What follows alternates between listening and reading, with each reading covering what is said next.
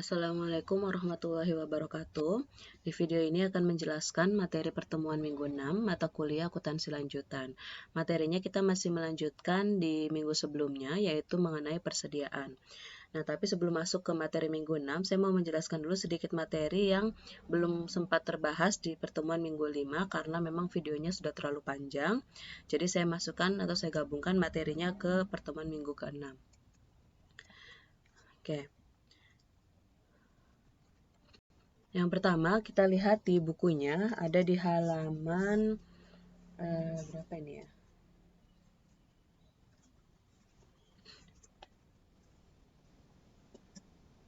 Di halaman 52. Nah, ini mengenai bagaimana cara perusahaan melaporkan persediaan dalam laporan keuangan. Nah, sebelum kita membahas mengenai pelaporan persediaan dalam laporan keuangan, kita harus tahu dulu nih bagaimana cara persediaan tersebut dinilai. Nah, di sini ada dua cara untuk penilaian persediaan. Yang pertama, persediaan itu dinilai pada nilai pasar atau biaya lebih rendah. Jadi nanti kita bandingkan antara bagaimana nilai persediaan di harga dengan harga pasaran dan biaya yang dikeluarkan oleh perusahaan untuk memperoleh persediaan tersebut gitu. Nanti dibandingkan dan kita akan menentukan mana yang lebih rendah. Oke, nilai pasar yang dimaksud adalah biaya penggantian untuk mendapatkan barang yang sejenis pada tanggal persediaan. Kemudian, nilai pasar ini dibuat berdasarkan kuantitas yang biasanya dibeli dari sumber pemasok yang biasa. Jadi, dengan kuantitas yang sama, di harga pasaran itu berapa.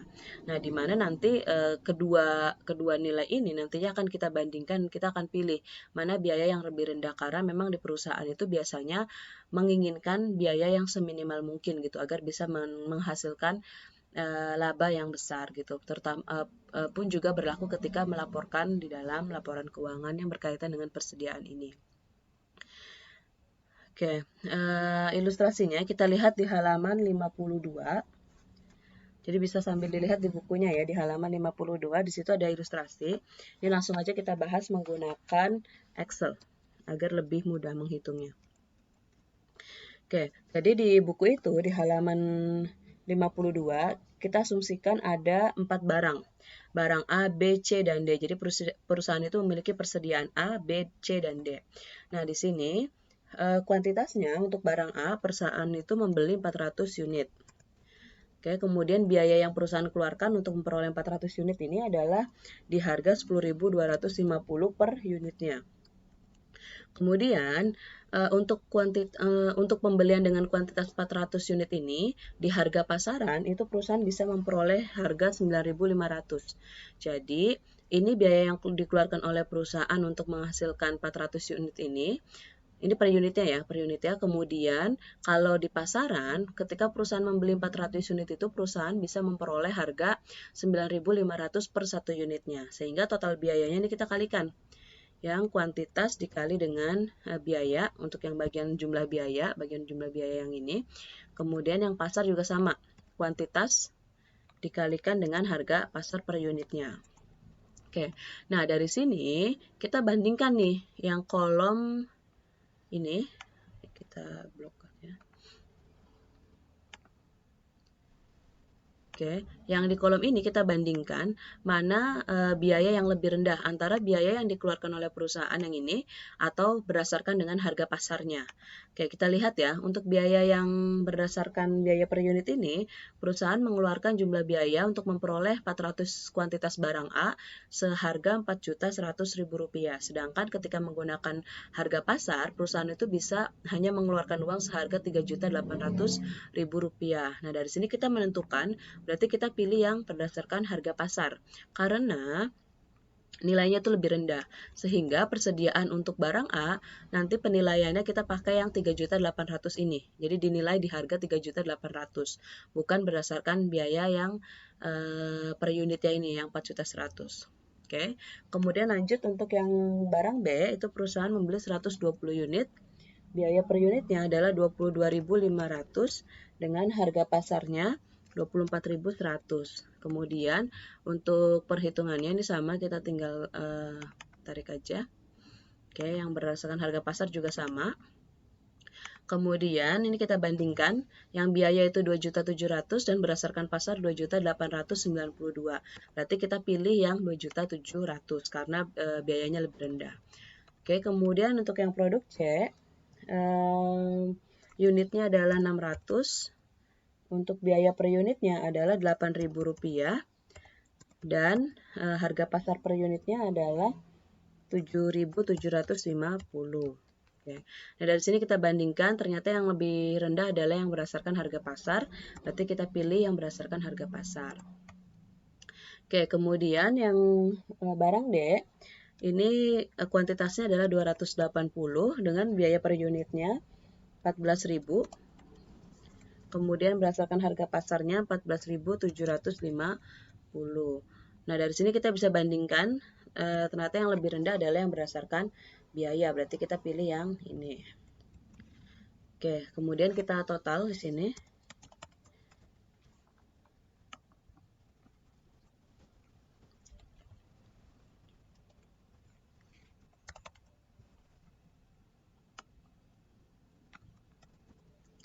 Nah, dari sini, ini kan sebenarnya perusahaan itu ketika menilai berdasarkan biaya yang mereka keluarkan, itu perusahaan menilai persediaan pembelian persediaan barang A, B, C, dan D itu nilainya 15.520. Sedangkan ketika membandingkan dengan harga pasar itu kan kita pilih yang terendah ya. Berarti perusahaan itu bisa menilai persediaannya hanya di 15.070.000. Nah, ini kan berarti ini angka yang ini kita bandingkan ya. Yang ini yang saya bold, ini kita bandingkan. Nah, ini kan ada selisih nih. Selisihnya itu kita kurangkan. Oke, ini selisihnya adalah 450.000. Yang nilai 450.000 ini bisa dilaporkan nanti di dalam laporan laba rugi atau sebagai pos yang terpisah. Jadi nanti bisa dipisahkan gitu dari laba operasional perusahaan atau bisa juga dimasukkan dalam HPP. Jadi masuk ke dalam HPP perusahaan. Oke, kemudian selanjutnya contoh yang kedua. Contoh yang kedua itu ada di halaman 53. Di situ ada dua barang yaitu TRP4 dan V555. Di sini yang TRP4 jumlah kuantitasnya adalah 96. Kemudian biaya per unitnya 29.000. Kemudian nilai pasarnya 18.000. Nah, sehingga di sini ini kita bisa kopas dari sini aja ya. Oke. Yang ini juga sama, kita tinggal kalikan. Nah, dari sini kita bisa bandingkan bahwa ternyata yang lebih rendah adalah menggunakan harga pasar. Jadi kita pilih yang berdasarkan harga pasar. Oke, kemudian yang V555 kuantitasnya 200, biaya per unitnya 13.000 dan harga barang per unit berdasarkan pasar 14.000. Ini sehingga kita bandingkan ternyata yang lebih rendah adalah berdasarkan biaya per unit, berarti kita pilih yang ini. Oke, nah dari sini kita selisihkan. Di sini di sini kita total dulu.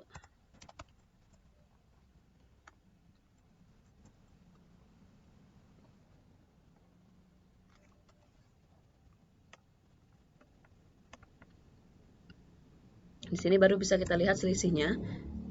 Nah, ini dikurang dengan biaya yang lebih rendah, maka selisih ini nanti akan masuk ke dalam, bisa dilaporkan dalam pos terpisah atau masuk ke dalam HPP perusahaan. Oke, itu tadi untuk penilaian persediaan yang pertama.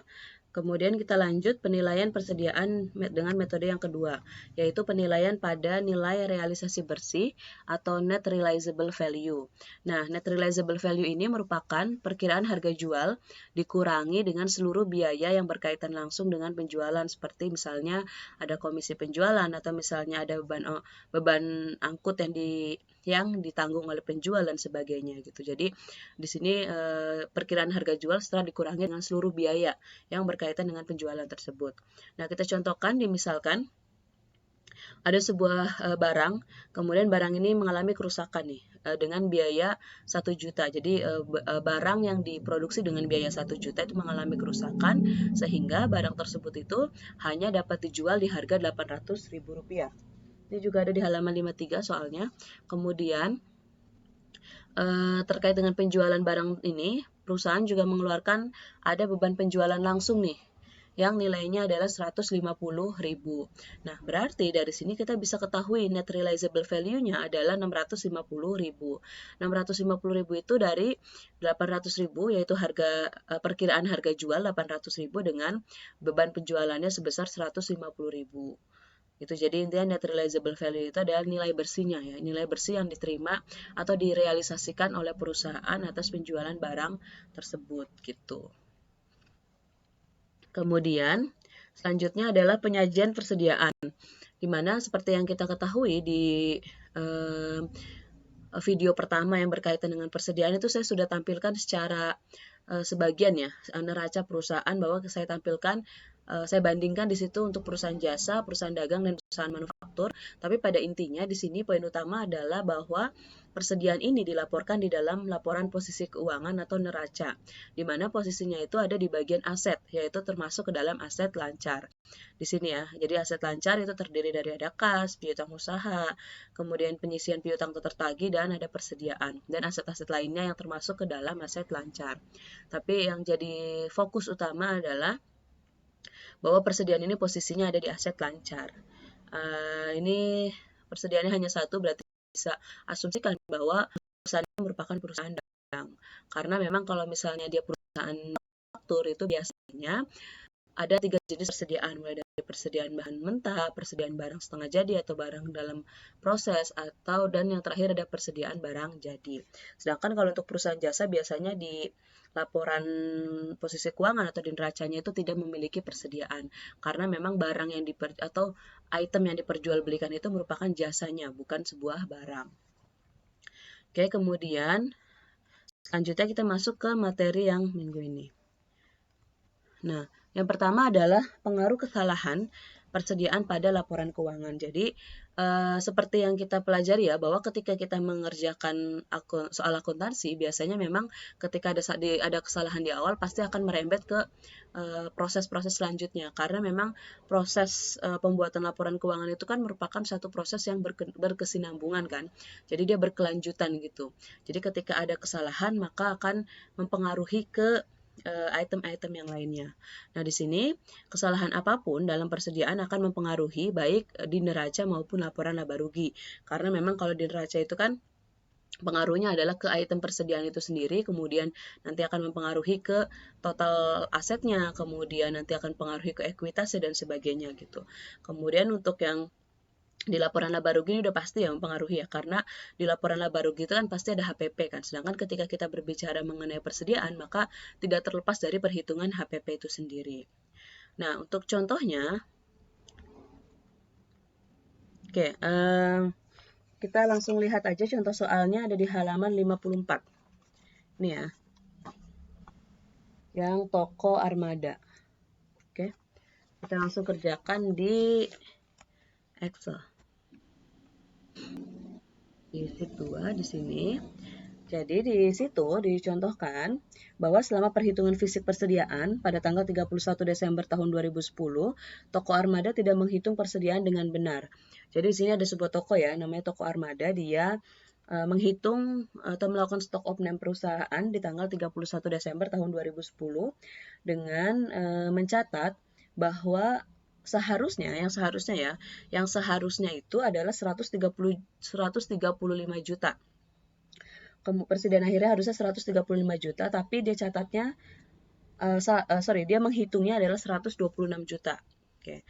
Jadi di sini kita bisa ketahui ya. Kita bisa tuliskan aja dulu di sini, misalkan kan jadi seharusnya ini yang benar ya. Pindahin dulu deh. Pindah ke sini. Nah, yang benar itu harusnya 135 juta. Oke, kemudian ternyata dia menghitungnya hanya 126 juta. Oh ya, sebelum kita masuk ke pembahasannya, jadi di sini kalian perlu perlu tahu dulu ada namanya overstatement, atau lebih catat, dan ada understatement, atau kurang catat.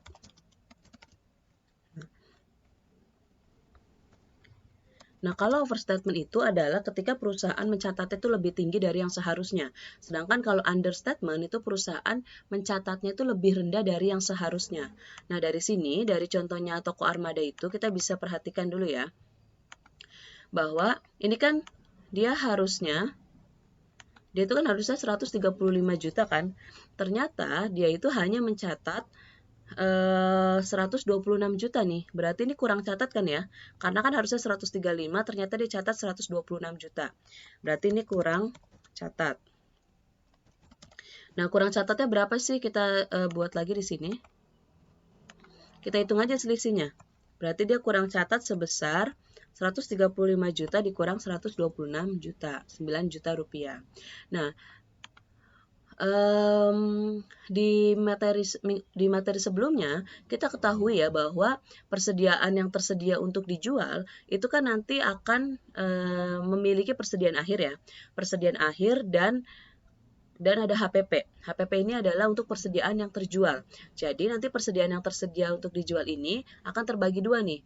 Yang terjual akan memunculkan HPP dan sisanya atau yang ada di gudang itu akan menjadi persediaan akhir yang akan ditampilkan dalam neraca yang ini, neraca perusahaan yang ini. Oke, nah taruhlah kita misalnya persediaan yang tersedia untuk dijualnya itu atau available for sale-nya adalah 200 juta. Ini dimisalkan aja nih nggak ada di buku. Jadi untuk lebih mudah menghitung, berarti persediaan akhirnya, tadi kan dari 200 juta, ternyata persediaan akhirnya 135 juta, dan perusahaan salah mencatat 126 juta yang ini kan. Kemudian berarti kalau kita asumsikan persediaan yang tersedia untuk dijualnya adalah 200 juta, berarti HPP-nya dengan menggunakan persediaan akhir yang benar adalah harusnya 200 juta dikurangi dengan 135 juta menjadi 65 juta. Kemudian persediaan akhirnya dengan menggunakan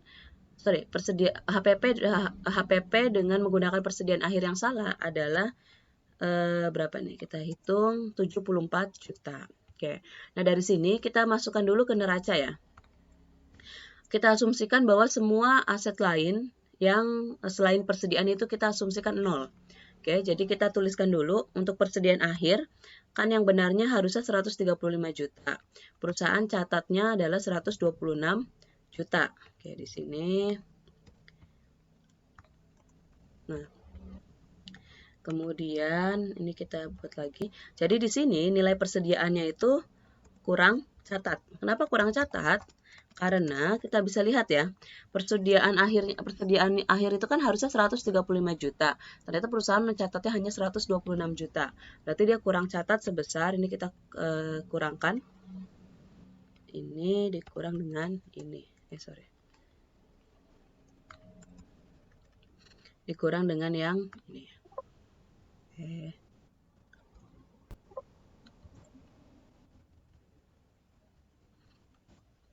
Oke, kemudian, nah di sini di aset lancar perusahaan itu kan memiliki aset lancar lainnya ya. Ini kita asumsikan 0. Ini 0 juga. Sehingga total aset lancarnya ini kita tinggal ditambahkan. Oke, ini sama juga yang sebelah sini. Kemudian aset tetapnya kita asumsikan 0 juga.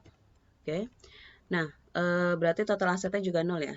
Total aset tetapnya. Sehingga total asetnya adalah aset lancar ditambah dengan total aset tetap. Oke.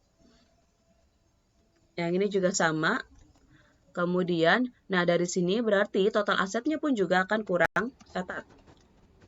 Oke, nilainya juga sama 9 juta. Karena kalau kita selisihkan, ini dikurang dengan ini. Oke, kurang catat. Kemudian, setelah ini kita langsung lihat ke ekuitasnya dulu. Nah, ketika balik lagi ke persamaan dasar akuntansi ya, ketika total asetnya 135 juta, berarti total utang plus ekuitasnya adalah 135 juta juga. Kenapa? Karena kan aset sama dengan total utang ditambah total modal kan. Berarti ini sama dengan ini. Ternyata perusahaan salah mencatat nih. Oke. Nah, biasanya kalau selisih ini, jadi persediaan itu tidak mempengaruhi ke utang karena memang yang dipengaruhi oleh persediaan itu biasanya ke asetnya dan ke laba ditahan di sini di bagian ekuitas. Berarti ini utangnya kita asumsikan 0, kemudian sahamnya kita asumsikan 0 juga, dan laba ditahannya itu nanti di sini yang selisihnya adalah yang ada di sini nih. yang bagian laba ditahan. Tapi karena kita nggak tahu angkanya, berarti di sini kita asumsikan aja intinya dia kurang catat juga sebesar 9 juta.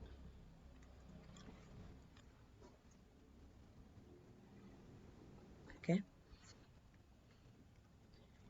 Ini 9 juta ya, sama angkanya. Sehingga total ekuitasnya juga akan kurang catat.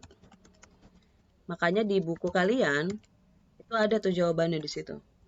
Di buku kalian halaman 54 dijelaskan bahwa bagian neraca itu ada persediaan, aset lancar, jumlah aset, dan jumlah ekuitas pemilik. Dan itu intinya dari sini. Jadi kalau misalnya di sininya kurang catat, maka ke bawahnya juga akan kurang catat. Nilainya adalah 9 juta kurang catatnya. Kemudian di bagian laporan laba rugi. Oke. Di bagian laporan laba rugi ini kita asumsikan misalnya penjualannya adalah 100 juta. Ini nggak ada di buku, ini saya contohkan aja ya. 100 juta. Oke. Kemudian berarti ini sama juga 100 juta juga. Kemudian kita pakai HPP yang kita asumsikan di sini nih. Oke, pakai HPP yang kita asumsikan di sini. Nah, di sini kita bisa ketahui ya bahwa HPP-nya itu adalah HPP-nya itu kan harusnya yang benar adalah 65 juta ya, dengan persediaan akhir 135 juta, berarti HPP-nya 65 juta. Kemudian ternyata perusahaan salah mencatat persediaan akhir nih 126 juta, sehingga HPP-nya menjadi 74 juta. Berarti dari sini kalau kita bandingkan harusnya 65 juta, perusahaan salah catatnya adalah 74 juta. Itulah kenapa makanya HPP-nya adalah lebih catat, bukan kurang catat. Oke, 9 juta. Berarti di sini juga lebih catat 9 juta.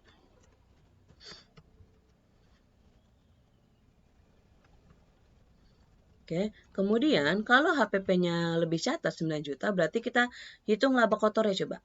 Laba kotornya ini kita tinggal kurangkan ya. Oke, yang ini juga. Karena laba kotor itu kan penjualan dikurang HPP. Nah, laba kotor yang benar harusnya 35 juta. Ternyata dengan adanya kesalahan pencatatan HPP ini, dia hanya mencatatnya 26 juta. Berarti ini adalah laba kotornya kurang catat karena dia mencatatnya hanya 26 juta padahal harusnya 35 juta. Nilainya selisihnya kita hitung aja akan sama 9 juta. Oke. Kemudian beban operasional lain-lainnya kita asumsikan 0. Nah, berarti yang laba bersihnya adalah ini tinggal dikurangkan. Maka laba operasionalnya, laba bersihnya juga akan menjadi kurang catat. Nilainya selisihkan saja 9 juta rupiah. Oke, itu contoh yang pertama.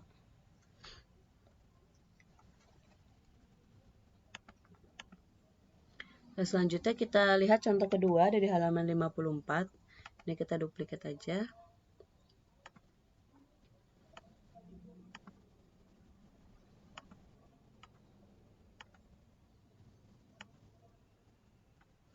Oke, ini kita hapus dulu.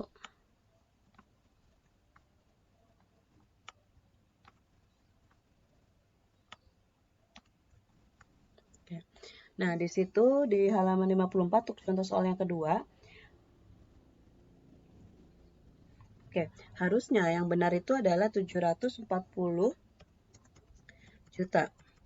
Ternyata perusahaan salah mencatat nih, yaitu salah menghitung. Itu dia mencatatnya 769 juta.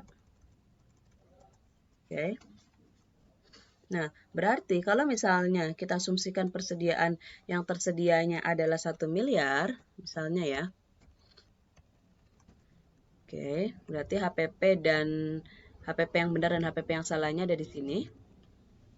Oke. Nah, kita langsung masukkan ke sini. Jadi awalnya persediaan kita lihat dulu ya. Persediaan itu kan harusnya 740 juta. Ternyata perusahaan salah catat menjadi 769 juta. Berarti dia lebih catat kan? Karena dia mencatatnya lebih tinggi dari yang seharusnya. Selisihnya adalah 29 juta. Kemudian berarti nanti total aset lancar, sehingga kita langsung aja ke total asetnya. Total asetnya kan berarti juga lebih catat. Oke. Lebih catat 29 juta. Untuk total aset lancarnya juga sama nih, lebih catat. Selisihnya ini tinggal kita kurangkan. Oke, kemudian selanjutnya berarti ekuitas pemiliknya nanti akan menjadi lebih catat juga. Oke, ini lebih dihapus saja. Lebih catat nilai selisihnya adalah sama 29 juta. Oke. Kemudian untuk laporan laba ruginya, ini kita asumsikan bahwa penjualannya adalah misalnya berapa ya? Misalnya 500 juta. Oke, berarti yang ini juga sama 500 juta. Berarti dengan HPP yang salah ini kan berdasarkan ini kita lihat ke sini. Tadi kan persediaannya itu, persediaan akhirnya adalah lebih catat. Dari persediaan akhirnya lebih catat. Persediaan akhir lebih catat 29 juta. Kemudian dari sini HPP-nya, berarti kita lihat HPP-nya ya. HPP-nya harusnya 260 juta. Ternyata dia salah menjadi 231 juta. Berarti dia kurang catat. Oke, HPP-nya kurang catat. Selisihnya ini tinggal kita kurangkan saja 29 juta. Nah, selanjutnya di sini kita lihat bagian yang HPP. Di sini HPP-nya lebih catat 29 juta. Oke, udah benar. Kemudian untuk laba kotornya. Laba kotornya harusnya 240 juta dengan asumsi penjualannya 500 juta. Kalau menggunakan HPP yang benar 240 juta, sedangkan menggunakan HPP yang salah adalah 269 juta. Berarti laba kotornya adalah kurang catat. 29 juta. Ini kan dia harusnya kan 240 juta. Ternyata dia mencatatnya salahnya adalah 260 juta. Berarti ini harusnya lebih catat. Sedangkan untuk HPP-nya harusnya 260 juta, dia mencatatnya 231 juta, berarti kurang catat gitu. Kemudian laba bersihnya harusnya 240 juta, dia mencatat 269 juta, berarti dia lebih catat. Gitu. Ini ada di buku halaman 55 jawabannya. Tapi intinya adalah kalian bandingkan aja ya. Jadi kalau bingung kalian bandingkan harusnya berapa, kemudian dia catat berapa, berarti dia kurang atau lebih catat. Baru kalian bisa simpulkan dia itu overstatement atau understatement. Kemudian yang selanjutnya adalah kita lihat lagi di sini. Jadi ini udah ya, ini juga udah tadi. Yang selanjutnya adalah memperkirakan biaya persediaan.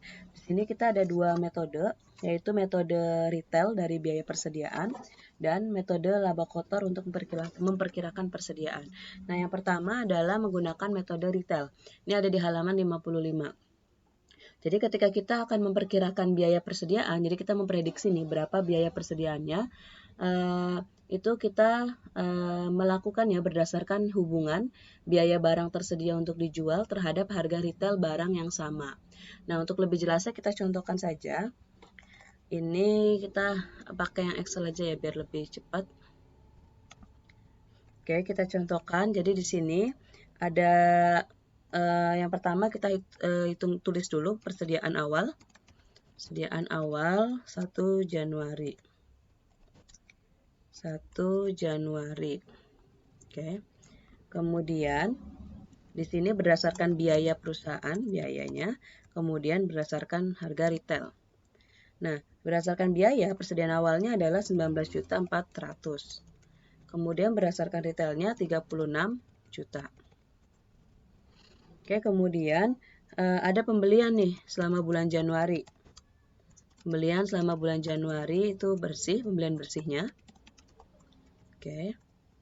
Kemudian kita tuliskan pembeliannya adalah 42.600.000 berdasarkan biaya. Kemudian retailnya adalah 64 juta. Kemudian dari sini kita bisa dapat ya, ketika ada persediaan awal dan pembelian bersih, kita nanti bisa hitung barang tersedia untuk dijual. Oke. Ini kita tinggal tambahkan 19.400 tambah dengan 42.600. Oke, kemudian yang ini juga sama. Selanjutnya adalah rasio biaya. Kita hitung rasionya. Rasio biaya dibandingkan dengan biaya terhadap harga retail. Ini berarti tinggal kita bandingkan aja rasionya, yaitu hitung di sini aja ya. Yaitu kita tinggal bandingkan 62 juta dibagi dengan 100 juta dikali dengan 100%. Jadi dia hasilnya adalah 62%. Di dalam persen. Kemudian selanjutnya adalah penjualan nih. Jadi ada informasi juga di situ penjualan selama bulan Januari. Jadi penjualan bersihnya. Penjualan bersihnya adalah 70 juta. Kemudian berarti kalau misalnya, oke, dari sini, bentar. Ini baru ketemu persediaan akhir pada harga retail. Oke. Jadi kan awalnya perusahaan di retail ini ada barang yang tersedia untuk dijual nilainya 100 juta. Kemudian penjualan bersihnya di bulan Januari adalah 70 juta. Berarti kan ini HPP dan sisanya sebesar selisihnya merupakan persediaan akhir ya. Karena yang tersedia untuk dijualnya 100 juta, kemudian yang terjual laku 70 juta, berarti selisihnya merupakan persediaan akhir. Oke. 30 juta. Kemudian baru ini berdasarkan harga retail. Kemudian yang ini adalah berdasarkan perkiraan biaya. Perkiraan biaya berarti kita tinggal kalikan nih. 30 juta dikali dengan 62% atau 0,62. Sehingga persediaan akhir perkiraan biayanya adalah 18.600.000 rupiah. Oke, kemudian di bawahnya ada contoh lagi tuh, bahwa sebuah perusahaan yang menggunakan metode retail dari biaya persediaan menentukan bahwa persediaan pada harga retail adalah 675 juta. Kemudian, jika rasio terhadap harganya adalah 80%, berapakah jumlah persediaan yang akan dilaporkan dalam laporan keuangan? Berarti ini gampang ya. Jadi kan awalnya dia persediaan pada harga retail adalah 675 juta. Kemudian rasio retailnya adalah 0,8 atau 80%. 0,8. Sehingga kita hitung persediaannya, perkiraan persediaan.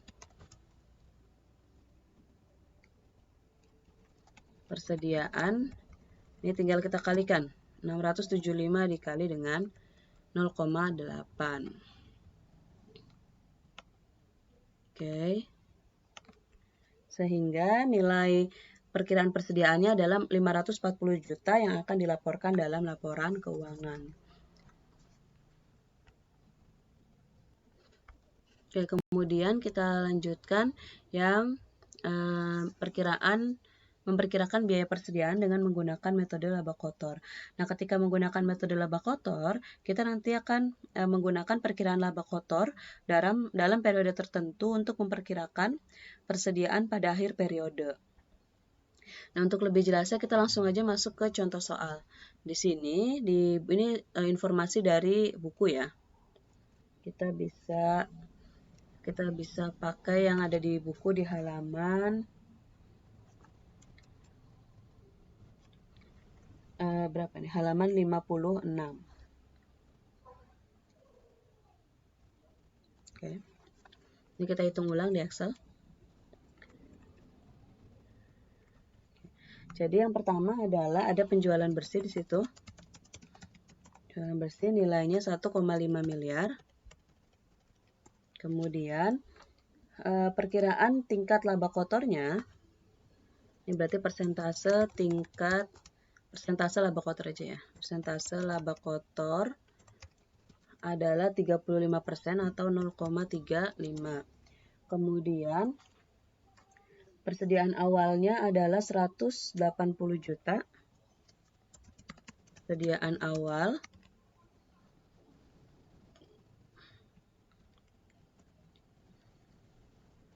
Ini 180 juta. Kemudian pembelian bersih. Pembelian bersihnya adalah 1.200.000.000. Oke. Nah, kemudian dari sini kita bisa ketahui nih. Jadi kita jawab dulu ya. Jawab. Ya. Berarti kita cari tahu dulu berapa barang yang tersedia untuk dijual. Di sini kan kita sudah ada informasi ya mengenai persediaan awal. Ini nilainya adalah 180 juta. Kemudian ada pembelian bersih. Nilainya adalah 1,2 miliar. Oke, dari sini karena kita sudah ketahui persediaan awal dan pembelian bersihnya, berarti kita bisa hitung barang tersedia untuk dijual. Sedia untuk dijual. Ini kita tinggal tambahkan persediaan awal ditambah dengan pembelian bersih. Kemudian selanjutnya dikurangi dengan HPP.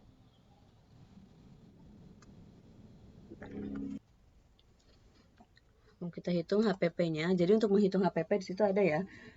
Rumusnya adalah kita tinggal kalikan, yaitu penjualan bersih. Kita kalikan dengan 100% atau ini 1 dikurang dengan persentase laba kotor.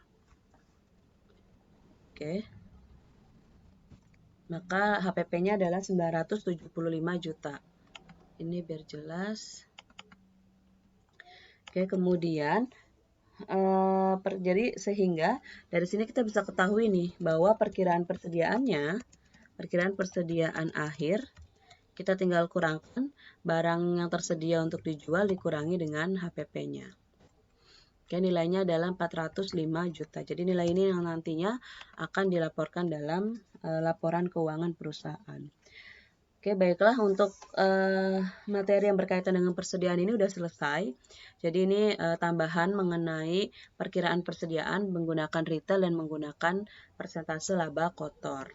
Oke, jadi bisa dipelajari lagi nanti di bukunya. Kalau memang masih ada yang belum dimengerti bisa ditanyakan di WA group atau kita diskusikan nanti di LMS. Kurang lebihnya mohon maaf. Wassalamualaikum warahmatullahi wabarakatuh.